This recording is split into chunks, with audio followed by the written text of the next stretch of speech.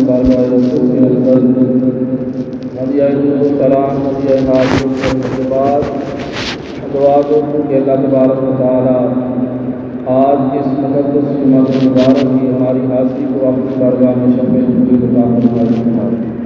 احکم الحاکمین اس مقدس دن کے صدقے ہماری صغیرہ کبیرہ گناہوں کو معاف فرمائے، آئندہ نیک اعمال کی توفیق عطا فرمائے۔ احکم الحاکمین حضور کے توسط سے ہمیں صوم و صلات نماز پانچ کی پابندی کرنے کی توفیق عطا فرمائے۔ سامعین گرامی، آج کے جمعہ مبارک کا موضوع ہے شان حضرت سیدان عمر فاروق اعظم رضی اللہ تعالیٰ عنہ۔ حضرات گرامی، اللہ تبارک و تعالیٰ نے آپ کو بے شمار فضائل سے نوازا تھا۔ آپ کی عظمت کا اندازہ قرآن مجید فرقان حمید کی ان آیات کریمہ سے لگائیں کہ آپ کی شان کے اندر اللہ پاک نے 21 آیات کریمہ نازل فرمائیں۔ کہہ سبحان اللہ، سبحان اللہ۔ جناب سیدان عمر فاروق اعظم کی شان کے اندر اللہ پاک نے 21 آیات کریمہ نازل فرمائیں، جن میں سے پہلی آیات کریمہ سورۃ الاحزاب 21 سپارہ اللہ اعلان فرماتا ہے یا ایھا النبی حسبک اللہ ومن اتبعک من المؤمنین۔ اللہ فرماتا ہے اے غیب کی خبریں دینے والے نبی صلی اللہ علیہ وسلم، اللہ تمہیں کافی ہے اور جتنے تمہارے مسلمان تمہارے پیروکار ہیں انہیں اللہ کافی ہے۔ سامعین گرامی، پتہ چلا کہ اللہ فرما رہا ہے مصطفیٰ صلی اللہ علیہ وسلم آپ جو غیب کی خبریں دینے والے نبی ہیں، اللہ فرماتا ہے میں تمہیں کافی ہوں۔ اللہ فرماتا ہے جو آپ ومن اتبعک من المؤمنین، فرمایا جو آپ کی اتباع کرنے والے ہیں سارے مومنین کو اللہ کافی ہے، سارے مومنین کو اللہ کافی ہے۔ پتہ چلا کہ ان آیات کریمہ سے مراد حضور کے صحابہ کرام، جنہوں نے حضور کی اطاعت کی، ان سے مراد صحابہ کرام، ان کے بارے میں اللہ فرماتا ہے کہ اللہ انہیں کافی ہے۔ سامعین گرامی، آپ اندازہ فرمائیں کہ تمام صحابہ کرام بڑی عظمت والے ہیں، بڑی شان والے ہیں۔ ہم اہل سنت والجماعت سارے صحابہ کو ماننے والے ہیں، حضور کی اہل بیت کو ماننے والے ہیں، آقا علیہ الصلوۃ والسلام کی ازواج مطہرات کو ماننے والے ہیں، لیکن یاد رکھو سارے صحابہ عشرہ مبشرہ میں سے سارے عظمت والے ہیں۔ ان میں سے جناب سیدان عمر فاروق اعظم وہ ہستی ہیں جن کی شان اقدس کے اندر اللہ کریم نے 21 بار اعلان فرمایا، 21 بار اعلان فرمایا۔ اس اعلان کے حوالے سے عرض کر رہا ہوں، سارے صحابہ حضور کے مرید ہیں۔ جناب ابو بکر حضور کے مرید ہیں، جناب عثمان غنی حضور کے مرید ہیں، جناب صہیب رومی حضور کے مرید ہیں، اسی طرح کے بلال حبشی حضور کے مرید ہیں، یہاں تک کہ ہر کلمہ گو مسلمان جو ہے حضور کا امتی ہے۔ کہہ دو سبحان اللہ، سبحان اللہ۔ وہ شاک والی گل تک وہ نہیں نا، ہم سارے کلمہ گو مسلمان سرکار کے مرید بھی ہیں اور حضور کے غلام بھی ہیں اور حضور کے امتی بھی ہیں۔ سامعین گرامی، ہم حضور کے امتی بھی ہیں، لیکن اللہ پاک نے جناب عمر فاروق اعظم کو یہ شان عطا فرمائی کہ اللہ پاک نے سرکار نے دعا فرمائی، فرمایا کہ یا اللہ مجھے عمر بن خطاب عطا فرما۔ پتہ چلا کہ سارے صحابہ حضور کے مرید بھی ہیں، امتی بھی ہیں، محبت کرنے والے بھی ہیں، لیکن عمر وہ شخصیت ہے جس نے اللہ کے رسول نے خود دعا مانگ کے لیا ہے۔ آؤ حدیث پاک سنو۔ سب سے پہلی حدیث مبارکہ بخاری شریف کی، اللہم اعز الاسلام بابی جہل بن ہشام اور عمر بن الخطاب۔ حضور فرماتے ہیں اللہ کے رسول نے دعا فرمائی، اللہ کے رسول نے دعا فرمائی کہ اے اللہ ابو جہل بن ہشام یا عمر بن خطاب ان دونوں میں سے اسلام کو عزت عطا فرما۔ دوسری مرتبہ اللہ کے رسول نے پھر دعا فرمائی، اللہم اعید الاسلام بعمر، اے اللہ عمر کے ذریعے اسلام کو طاقت عطا فرما۔ اے اللہ عمر کے ذریعے اسلام کو مضبوطی عطا فرما، اسلام کو طاقت عطا فرما، اسلام کو شعور عطا فرما۔ آپ دیکھیں میں اور آپ دعا مانگیں، ہو سکتا ہے رد ہو جائے، قبول نہ ہو۔ یارو جس کے لیے اللہ کا نبی دعا مانگے کتنی شان والا صحابی ہوگا۔ آپ اندازہ فرمائیں کتنا خوش قسمت صحابی ہے جس کے لیے اللہ کا رسول خود دعائیں مانگ رہا ہے۔ اللہ کے رسول کی دعا قبول ہو گئی۔ ابھی جناب عمر ایمان نہیں لائے، قریش مکہ نے اعلان کیا کہ ہے کوئی تم میں سے کوئی ایسا بندہ جو محمد عربی صلی اللہ علیہ وسلم کا آپ کو معاذ اللہ قتل کر کے آپ کا سر مبارک ہمیں دے اور ہم اسے منہ مانگا انعام دیں گے۔ قریش مکہ نے اعلان کر دیا۔ اب جب یہ اعلان جناب عمر نے سنا تو آپ اپنے کاشانہ نبوت سے نکلتے ہیں، اپنے گھر سے چل پڑتے ہیں، غصے کی حالت میں تلوار ننگی لیے ہوئے جا رہے ہیں۔ اب راستے کے اندر حضرت نعیم بن عبداللہ سے ملاقات ہوئی۔ انہوں نے کہا کہ اے عمر کہاں جا رہے ہو؟ بڑے غصے میں جا رہے ہو اور ننگی تلوار لیے جا رہے ہو۔ انہوں نے کہا کہ میں نے سنا ہے کہ جو محمد عربی کا سر قلم کر کے مجھے دے گا، فرمایا اسے منہ مانگا انعام دیا جائے گا۔ حضرت نعیم بن عبداللہ کو خبر ہو چکی تھی کہ جناب عمر کے بارے میں اللہ کے رسول نے دعا کر دی۔ حضرت نعیم بن عبداللہ نے کہا ٹھیک ہے جاؤ، اب تم اللہ کے رسول کی بارگاہ میں جاؤ، چلے جاؤ، لیکن یاد رکھنا وہاں تم جا کر سر لینے نہیں جاؤ گے بلکہ اپنا سر دے کر آؤ گے۔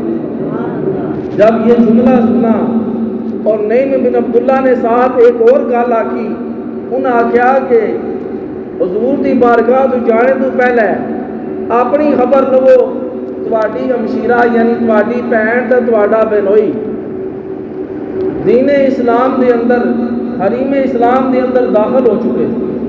جلے انہیں یہ گل سنی تو اور غصہ آ گیا۔ انہیں حضور دے در دی جانے بجائے اپنی ہمشیرہ دے گھر ٹر جاندے، اتھے جناب ہمشیرہ دے گھر جا کے بوہا بجاندے ویکھدے کہ رب دے قرآن دی پڑھنے دی آواز آمدی ہے۔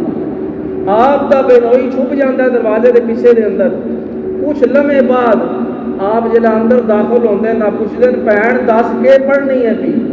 بھین کپتی زبان دے اندر فرتاندی کہندی ہے میں اللہ دے قرآن دی تلاوت کر رہی ہوں۔ جلا جملہ سنیا جناب عمر کو غصہ آیا، فرمایا ہمشیرہ حریم اسلام سے پیچھے ہٹ جاؤ وگرنہ عمر تمہارا مار مار کر برا حال کر دے گا۔ جناب عمر غصے کی حالت میں ہیں، ابھی اسلام قبول نہیں کیا۔ یہاں تک آتا ہے تاریخ کے اندر کہ آپ نے اپنی ہمشیرہ کو اتنا مارا کہ زخم آ گئے۔ جب مار مار کر تھک گئے تو پھر ذرا رکے، رک کر کہا کہ اے ہمشیرہ اے تے دس جیرے رب دا قرآن پڑھ رہی ہیں منو تے زیارت کرا۔ وہ قرآن ہے کتنا میٹھا، وہ اسلام ہے کتنا میٹھا۔ آپ دی ہمشیرہ کہندی ہے اس رب دا فرمان ہے لا یمسہ الا المطہرون، اللہ فرماتا ہے کہ اس قرآن کو نہ چھوؤ مگر پاکیزہ ہو کر۔ فرمایا ہمشیرہ رب کہتا ہے کہ قرآن کو پاکیزہ ہو کر چھوؤ، فرمایا میرے بھائی اگر تم اللہ کے رسول کی بارگاہ میں جانا چاہتا ہے، اللہ کے قرآن کی زیارت کرنا چاہتا ہے، جا کر غسل کر اور نئے کپڑے پہن اور آ جا، اللہ کا قرآن تجھے سناتی ہے۔ جناب عمر بن خطاب نے المختصر غسل کیا، کپڑے پہنے، آپ کی ہمشیرہ نے سورۃ طٰہٰ کی تلاوت شروع کی۔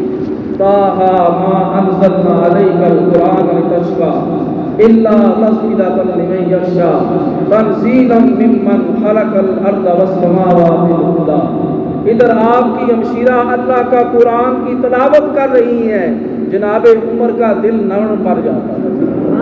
آپ اپنی ہمشیرہ اور بنوئی کو کہتے ہیں جہاں سے آپ نے ایمان کی دولت حاصل کی ہے، مجھے بھی حضور کی بارگاہ میں لے چلو۔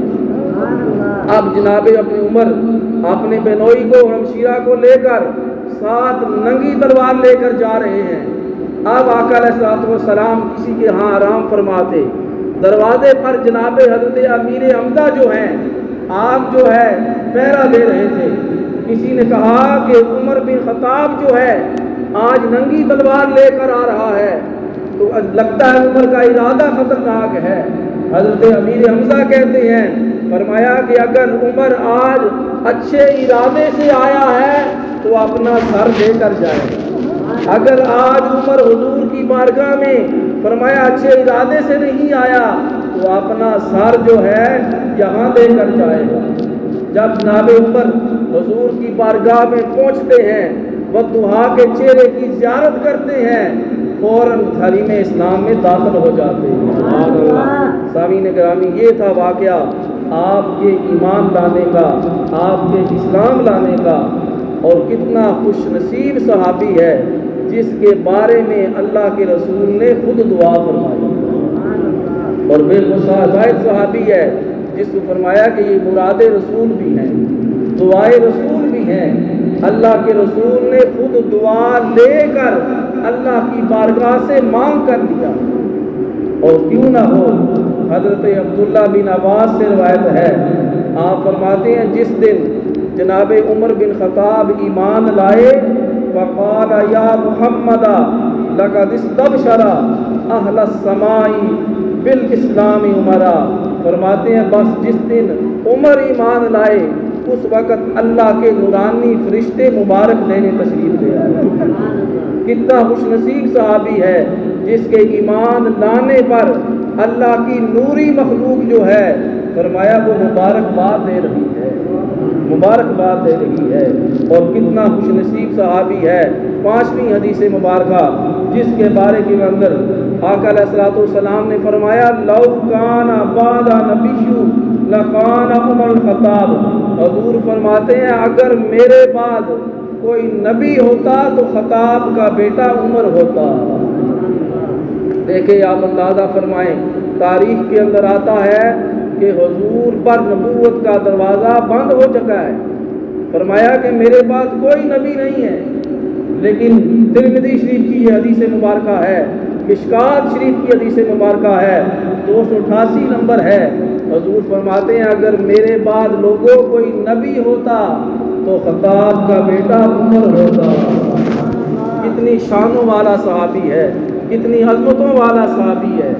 وہ صحابی تاریخ کے اندر آتا ہے 26 ذوالحج یا غالباً 27 ذوالحج کو آپ کو زخم لگا، اور 1 محرم الحرام کو پہلی تاریخ کو آپ کی شہادت ہوئی ہے۔ پتہ چلا ساری شہادتیں جو ہیں صحابہ سے شروع ہو رہی ہیں۔ 18 ذوالحج کو جناب عثمان غنی کی شہادت ہوئی ہے، اس کے بعد 1 محرم الحرام کو جناب عمر بن خطاب کی شہادت ہوئی۔ شہادتوں کا سلسلہ جو ہے صحابہ سے شروع ہو رہا ہے۔ پتہ چلا صحابہ جو ہیں یہ در والے ہیں، نبی علیہ السلام کی آل جو ہے وہ گھر والی ہے۔ پتہ چلا دونوں جو در اور گھر والے ہیں دونوں جدا جدا نہیں ہیں، آپس میں ملے ہوئے ہیں۔ دیکھیں شہادتوں کا سلسلہ جو ہے جناب عثمان غنی سے شروع ہو رہا ہے، اور دوسری شہادت 1 محرم الحرام کی پہلی تاریخ کو جناب عمر کی شہادت ہو رہی ہے۔ کتنا خوش نصیب صحابی ہے جس کے بارے میں اللہ کے رسول نے دعا فرمائی ہے۔ حضرت سعد بن ابی وقاص سے روایت ہے، آپ فرماتے ہیں کہ ایک دن اللہ کے رسول نے اعلان فرمایا لوگوں سنو، جس راستے سے عمر گزر جاتا ہے شیطان راہ چینج کر دیتا ہے۔ دیکھو عمر کا کتنا روب ہے، کتنا دبدبا ہے کہ جس راستے سے جناب عمر بن خطاب گزرتے ہیں شیطان راستہ ہی چھوڑ جاتا ہے۔ آپ کی سیرت کتنی پاکیزہ ہے، آج ہماری سیرت کیا ہے کہ شیطان ہمیں اپنے گھر میں نہیں آنے دے رہا۔ جناب عمر بن خطاب کی سیرت پر عمل کرو۔ دیکھو اللہ کے رسول نے فرمایا ہے عمر تو جس راستے سے گزرتا ہے شیطان کو راستہ چینج کر دیتا ہے۔ سامعین گرامی، اللہ کے رسول کی دعا تھی، اور ایک روایت کے اندر آتا ہے کہ ایک دفعہ ایک بشر نامی منافق تھا اور ایک یہودی تھا، ان دونوں کا آپس کے اندر جھگڑا ہوا۔ دونوں حضور کی بارگاہ میں آئے، آقا علیہ الصلوۃ والسلام نے جو بشر نامی یہودی تھا اس کے حق کے بارے میں فیصلہ کر دیا۔ اب جو منافق تھا وہ نہ مانا، وہ کہنے لگا کہ نہیں میں نہیں مانتا، ایسا نہیں ہو سکتا، چلو ایسا کرتے ہیں کہ دونوں عمر کی بارگاہ میں چلتے ہیں۔ تو اس کے بارے میں یہودی نے کہا کہ اے منافق یہ کیسا ہو سکتا ہے، تو مجھے جس کے پاس لے کر جا رہا ہے وہ بھی تو حضور کا غلام ہی ہے۔ جناب عمر نے دونوں کی باتیں سنی، گفتگو سننے کے بعد یہودی نے کہا کہ جناب ہم جو ہے اس سے پہلے اللہ کے رسول کی بارگاہ میں اپنا سارا قصہ سنا کر آئے ہیں، لیکن یہ منافق نہیں مان رہا۔ جناب عمر نے فوراً تلوار کو نیام سے باہر نکالا اور منافق کا جو سر تھا قلم کر دیا۔ فرمایا جو اللہ کے رسول کا فیصلہ نہیں مانتا اس کے لیے عمر کا فیصلہ یہی ہے۔ سامعین گرامی، دین اسلام کے اندر آپ نے بے شمار جو خدمات یا سنجام دی، اتنے بڑے صحابی تھے کہ 22 لاکھ مربع میل جو ہے زمین آپ نے فتح کی، اسلام کا جھنڈا لگایا۔ اور علماء فرماتے ہیں کہ اگر آپ 10 برس اور زندہ رہتے تو دنیا کے ہر کونے کونے پر اسلام جو ہے آج راج ہو جاتا۔ بیرون ممالک کے اندر جو لا ہے وہ جناب عمر بن خطاب کا چل رہا ہے۔ آج ہم نام کے مسلمان رہ گئے ہیں کہ فوراً ذرا سی بات ہوئی قسم اٹھا لیتے ہیں، ہمیں پتہ ہی نہیں ہے قسم کا کفارہ کیا ہے، قسم کا ازالہ کیا ہے۔ دیکھیں وہ بد مذہب ہو کر جناب عمر بن خطاب کے لا کو فالو کر رہی ہیں، اور ہم نام کے مسلمان ہو کر فوراً عدالتوں میں جھوٹی گواہی دے دیتے ہیں، یعنی منافقانہ حرکت کرتے ہیں، جھوٹا کلام اللہ پر ہاتھ رکھ لیتے ہیں، ایسی ایسی نازیبا باتیں کر دیتے ہیں۔ لیکن ایک بد مذہب کو دیکھو، بد مذہب ہو کر جناب عمر کے لا کو فالو کر رہا ہے۔ انہوں نے صحابہ کی سیرت کو پڑھا ہے اور اس پر عمل کر رہا ہے۔ سامعین گرامی، اسی طرح ایک روایت کے اندر آتا ہے کہ گورنر مصر کے اندر حضرت عمر بن عاص نے ایک دفعہ اہل مصر جمع ہوئے اور انہوں نے جمع ہو کر جناب عمر کی بارگاہ میں ایک خط لکھا۔ انہوں نے کہا کہ اے عمر بن خطاب، ہمارے علاقے کے اندر ایک دریائے نیل ہے، وہ جب سوکھ جاتا ہے تو ہر سال کے بعد ہمیں اس کے اندر ایک نئی نویلی دلہن تیار کر کے بچی جو ہے اسے زیورات سے سجا کر خوبصورت کپڑے پہنا کر لباس پہنا کر جب اس میں ہم ڈالتے ہیں تو دریا چل پڑتا ہے، لیکن سال کے بعد پھر سوکھ جاتا ہے۔ جناب عمر بن خطاب نے جب یہ لیٹر خط پڑھا تو آپ نے فوراً گورنر مصر کو وہ خط لکھا جوابی، اس کے اندر آپ نے یہ بات لکھی، فرمایا کہ اے دریائے نیل، کیا تجھ پر اللہ کا صحابی جو ہے عمر بن خطاب انصاف نہیں کر رہا؟ فرمایا اگر عمر بن خطاب تجھ پر انصاف کر رہا ہے تو میں تجھے اپنی طرف سے نہیں بلکہ اللہ تبارک و تعالیٰ کی طرف سے حکم دے رہا ہوں، آج سے جاری ہو جا۔ اور گورنر مصر فرماتا ہے میں نے رکے کو پڑھا اور پڑھ کر فوراً جا کے دریائے نیل میں ڈال دیا۔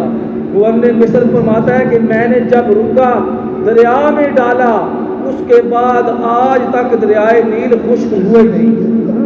سامعین گرامی، پتہ چلا جناب عمر بن خطاب کی شخصیت وہ ہے جن کا حکم نامہ زمین بھی مانگتی ہے۔ کیوں مانتی ہے؟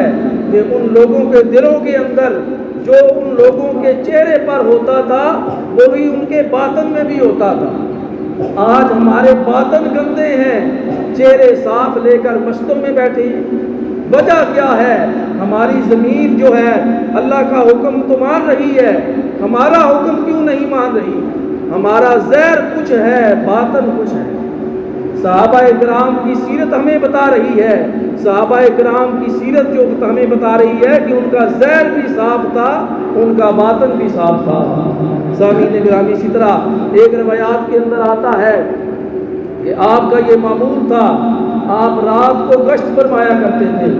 جناب عمر بن خطاب غریبوں کی خبر گیری کیا کرتے تھے، رات کو گشت فرما رہے تھے۔ آپ نے کیا دیکھا کہ ایک جنگل کے اندر ایک عورت اپنے بچوں کے لیے بھوکی پیاسی بیٹھی ہے، چولہے کے اوپر پانی چڑھایا ہوا ہے۔ کہا کہ عورت اس کے اندر کیا راشن ہے؟ کہنے لگی راشن تو کچھ نہیں ہے، 3 دن سے میرے بچے پیاسے بھوکے ہیں، اسی لیے صدا دیتی ہوں کہ ہنڈیا پک جائے گی، پانی ابال رہی ہوں، لیکن اسی انداز سے اپنے بچوں کو سلا رہی ہوں۔ وہ عورت کہنے لگی بڑھیا کہ میں آج کے بعد جب اللہ کے ہاں پیش ہوں گی تو میں عمر بن خطاب کی شکایت کروں گی۔ جناب عمر بن خطاب نے جب یہ جملہ سنا، آپ کی آنکھوں مبارک سے آنسو جاری ہو گئے اور فوراً اپنے خادم کو لیا، غلے میں گئے، سارا غلہ اٹھایا اور اپنے خادم اسلم کو کہا، فرمایا آٹے کا تھیلا عمر بن خطاب کے مونڈے پہ رکھ دو۔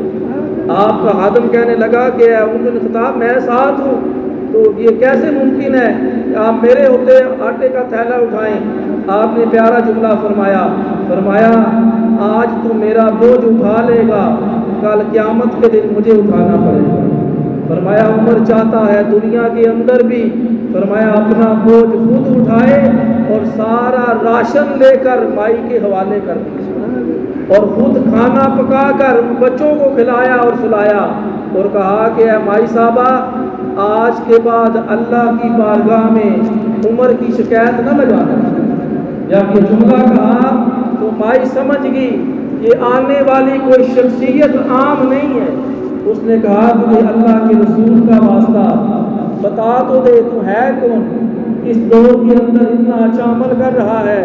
جناب عمر بن خطاب نے کہا میں اللہ کے رسول کا صحابی ہوں، میں عمر بن خطاب ہوں۔ فرمایا اللہ کی بارگاہ میں میری شکایت نہ لگانا۔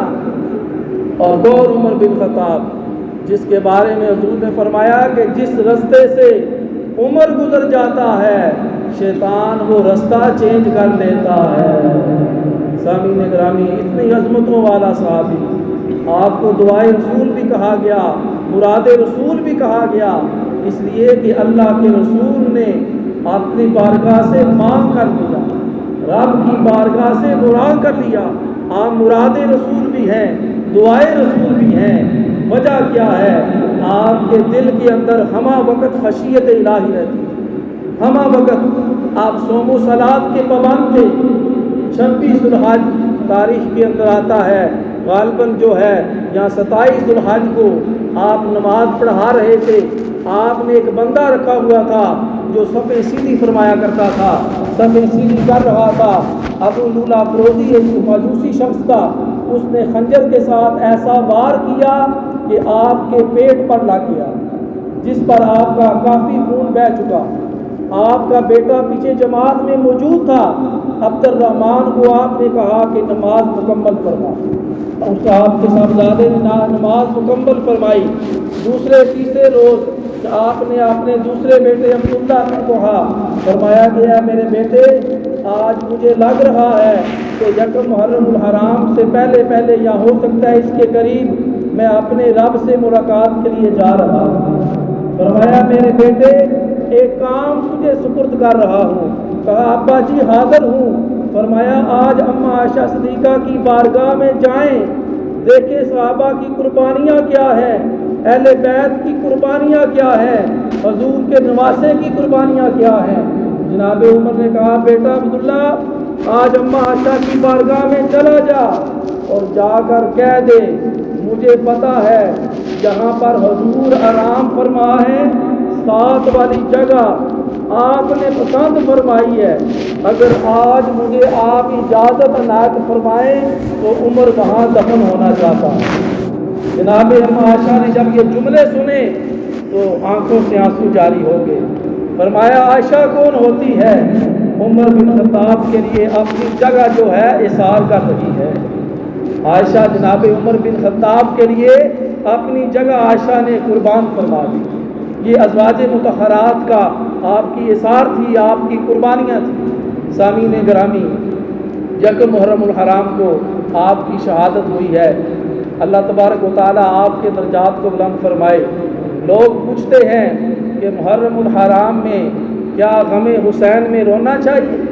اور میں تمہیں دعوے سے کہتا ہوں اگر رونا ہے تو اس بات پر رو حسین تو وہ ہے جس نے کربلا میں جا کر تیروں کی برسات میں نماز نہ چھوڑی، اور تم دنیا میں رہ کر خالی روٹی کھا کر نماز نہیں پڑھ رہے۔ اس عمل پر رہو۔ علی حسین نے تو کربلا میں جا کر نماز نہیں چھڈی، اور ہم دنیا میں عیاشی میں گم ہو کر اللہ کے حکم کو نافرمان کر رہے ہیں۔ اگر تم رونا چاہتے ہو تو اس بات پر رہو کہ حسین نے کربلا کے اندر اپنی پاک بیویوں کا جو ہے پردہ محفوظ رکھا، اور آج ہم دنیا میں رہ کر اپنی عورتوں سے پردہ نہیں کرا رہے۔ علی میرا حسین تو وہ ہے جس نے کربلا میں جا کر ساری نمازیں ادا کی، کربلا میں جا کر اللہ کے قرآن کی تلاوت جاری فرمائی۔ اگر تم رونا چاہتے ہو تو دنیا میں اس عمل پر رہو۔ ہم دنیا میں رہ کر اللہ کا قرآن نہیں پڑھ سکے، اور میرا حسین تو وہ ہے جس نے کربلا میں جا کر اللہ کے قرآن کی تلاوت مکمل فرما دی۔ جب امام علی مقام کا سر مبارک سر تن سے جدا ہوتا ہے، کوفے کے بازاروں سے گزر رہا ہے، ایک پادری نے کیا دیکھا کہ امام علی مقام کے سر انور سے قرآن کے پڑھنے کی آواز آ رہی ہے۔ پادری اپنے حجرے میں بند پڑھ رہا تھا، وَقَلْبُهُمْ بَاسِطٌ ذِرَائِهِ بِالْوَسِيدِ، سورۃ کاف کی تلاوت کر رہا تھا۔ پادری کہہ رہا تھا صحابہ کاف کا قصہ بڑا عجیب ہے لوگوں۔ قادری کی زبان پر یہ جاری تھا، لیکن میرے امام کے سر مبارک سے آواز آئی، فرمایا سن پادری، تو کہہ رہا ہے صحابہ کاف کا قصہ بڑا عجیب ہے، لیکن میرا قصہ وہ ہے جو تا صبح قیامت میرا نام روشن رہے گا۔